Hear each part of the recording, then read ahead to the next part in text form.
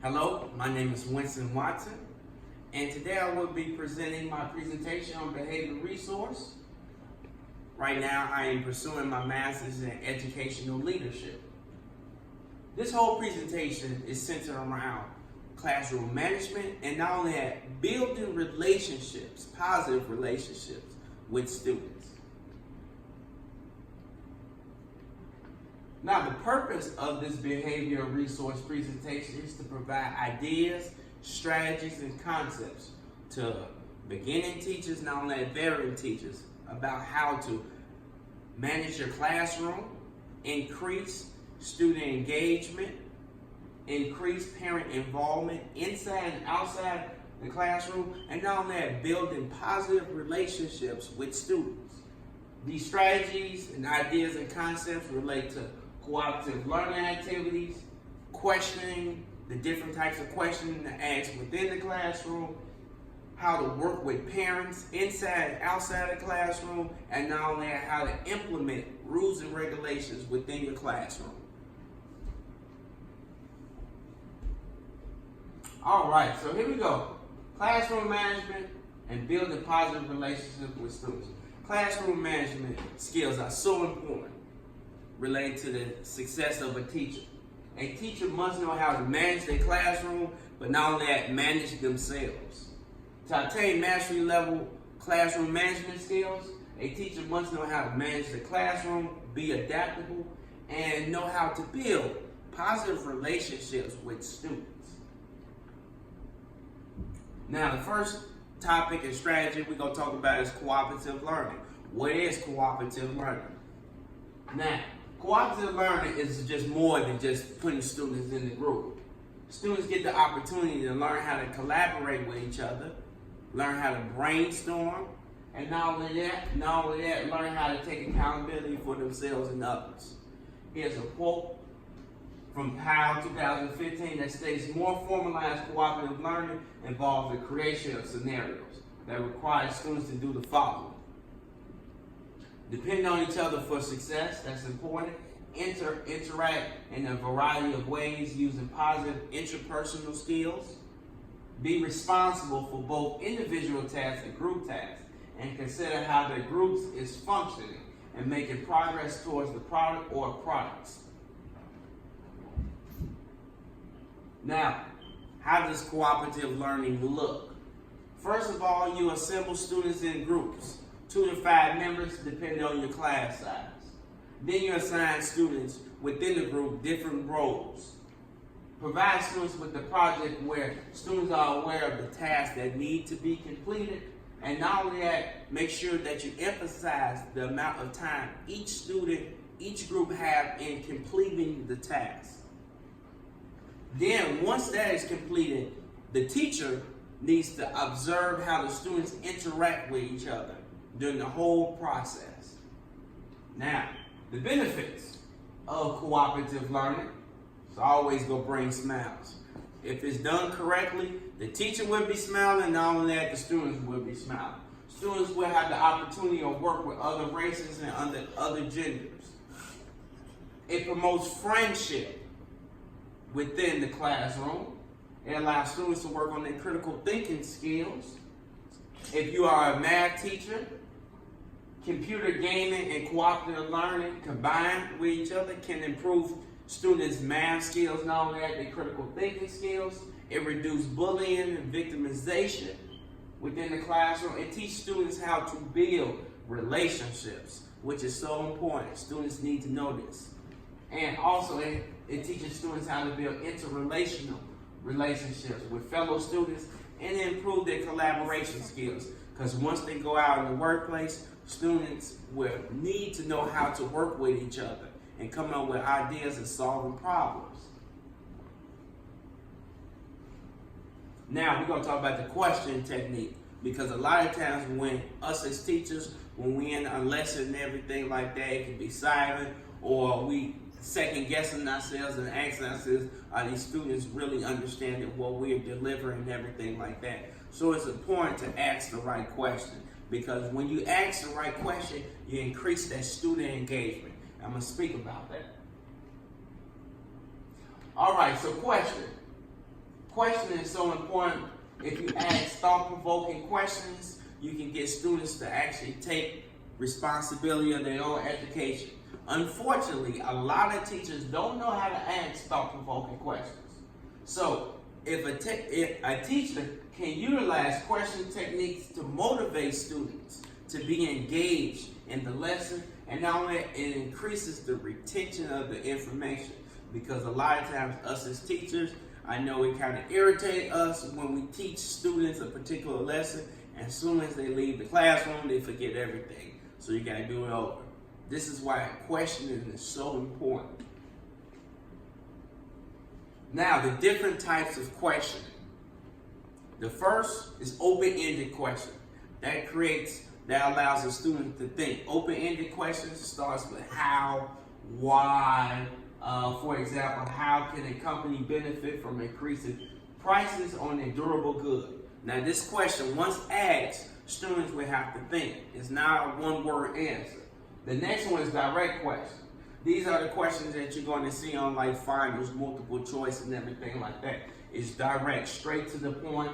For example, like name the 7 functions of marketing. This is like a low-level question, but at the same time, direct questions are excellent when it comes to reviewing information. The next one is application question. Now, what this does is it allows the student to not only retain the information, but it tells the student how can they apply the information to everyday life. So these type of questions start with like how.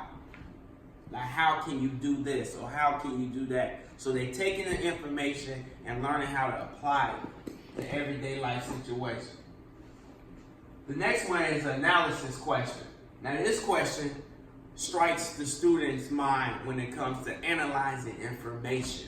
And this is very important, especially when it comes to our younger generation. We want to prepare our younger generation where they have the skills to taking information and analyzing it.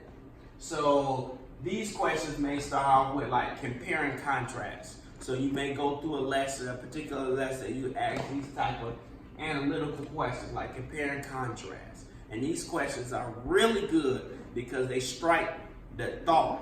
Students start thinking about the question because you can't answer it with one word. And another particular question is evaluation. These type of questions, you are asking the students their own personal judgment about the particular information. So you are getting students involved in their learning, and all that. You holding students accountable for their learning.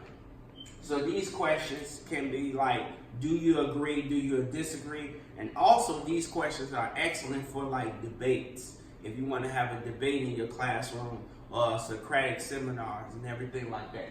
These questions are very important because you allow the students to start talking and expressing their ideas in the classroom. All right, so here we go. Some of the benefits of using higher level thinking question techniques. It encourages the student to think more critically. It improves problem solving skills because we all understand that once they leave our wings and everything like that, they go out to the real world, and it's so important for them to know how to solve problems. Encourage discussion, stimulate students to seek information on their own. We want to give the students the information, but not only that, we want the students to take the information to the next level. Create dialogue in the class. Dialogue is always good in the classroom because it creates a positive classroom environment where students are comfortable in expressing themselves. And not only that, like I said, it creates a positive classroom engagement. You want the students to engage in your lesson. You want them to do more work than you are doing. So when they leave the classroom, they should be tired, not you. All right, so here we go. The next thing is talking about working with parents, and not only that, creating and implementing rules and regulations in your classroom. I kind of combine this together because both of them are so important. So to create a positive learning environment in your classroom, teachers need to know how to take ownership, how to get students to take ownership in their education, not only that, get parents involved in their children's education. In order to do that, a teacher must be able to apply different strategies that will connect and communicate with students' parents. Getting parents involved is so important, especially when it comes to disciplining students and not only that, creating that synergy within your classroom. Now, when it comes to rules and regulations, when a teacher creates a positive learning environment, at some point in time, the rules and regulations was effectively implemented, where students can come in, feel comfortable with themselves, they understand the rules and regulations, synergy is created in the classroom, you can go through a lesson, students are engaged and everything like that. That's the perfect world. And within that perfect world, teachers at some point in time implement their rules and regulations. When you implement your rules and regulations correct, it lowers the resistance. It lowers students' resistance in following directions, and not only that, maintaining a particular type of respect within the classroom. And when this occurs, peace and harmony appears in your classroom. All right, so some of the strategies to get parents involved and all that, implement your rules and regulations within your classroom. Entice the parents. We understand that in this economy and everything like that, a lot of times parents work a lot, but come up with strategies to entice the parents to get to come to class. But not only that, create that communication channel with you. It can be incentives. You can maybe do assignments where points can be given if parents sign and everything like that. Make sure that you communicate with them when it comes to interacting with you, when they can email you and everything like that. Whenever you do meet the parent, try to establish a common ground with them. Try to, communicate with them, try to figure out what you all have in common, because the first thing that y'all got in common is a student. So if you can create that common ground with it, everything will go well. Now, the next thing is, when it comes to implementing rules and regulations, create a classroom behavior contract. That's a great strategy. What you do is you create a contract where students understand what the desired behavior needs to happen inside and outside of the classroom. This is pretty cool. Create like a rhyme or poetry related to the rules and regulations so students can understand it and can stick in their subconscious. So maybe you want to create a song about the rules and regulations in the classroom and reinforce the rules each and every day. You got to be consistent. You can't fall back a couple days. You got to be consistent and reinforcing your rules and regulations. And not only that, within your classroom, make sure that you display the rules and regulations. All right, so I am very grateful of being in front of you all. This right here is my references. I have a lot of strategies, a lot of ideas and concepts. I have a lot of strategies and concepts that you all can benefit from. So if anybody needs it, here's my references and all that, the websites. They provide excellent strategies on how to communicate with students, how to build relationships, and everything like that. Not only that, different type of questioning strategies. And I am very thankful of your time. I truly do appreciate it. I understand within the classroom, it's pretty tough to manage your classroom. But if you have strategies available, you can increase your teaching time, but not only that, build those relationships, because positive relationships are so important when it comes to student learning. I thank you so much for everything and your time. And if you have any questions and comments or concerns, just let me know.